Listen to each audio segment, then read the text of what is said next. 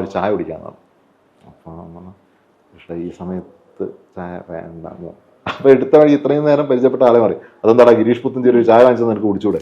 കേട്ട് ഇഷ്ടപ്പെട്ടിട്ടുള്ള പാട്ടുകൾ, അന്ന് നമുക്ക് പാട്ടെഴുത്തുകാരൻ ആരാണെന്നൊന്നും അറിയില്ല. അപ്പം അത് ഏറ്റവും നമ്മൾ സിനിമകൾ ശ്രദ്ധിക്കുകയും പാട്ടുകൾ ശ്രദ്ധിക്കുകയും ഒക്കെ ചെയ്തു വരുന്ന നമ്മുടെ ഒരു ഒപ്പം വന്നിട്ടുള്ള ഒരു ചെറുപ്പം മുതലേ കേട്ട് വരുന്ന ആ സമയത്തെ പാട്ടുകളുണ്ടല്ലോ. അപ്പം അത് പിന്നെയാണ് അറിയുന്നത് ഇതൊക്കെ എഴുതിയിട്ടുള്ള ആള് ഒന്നാണ് എന്നുള്ളത്.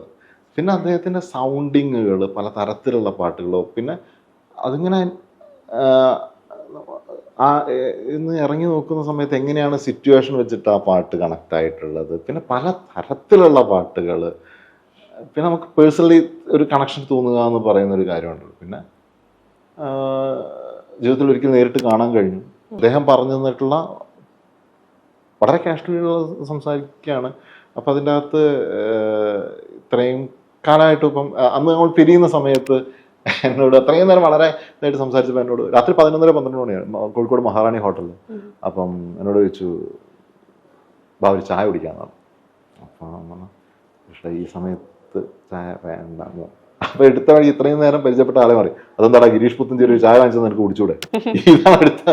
അപ്പോൾ അങ്ങനെ എന്താ പറയുക, ഭയങ്കര രസമുള്ള കുറേ മൊമെന്റ്സ് ആ സമയത്തുണ്ടായി.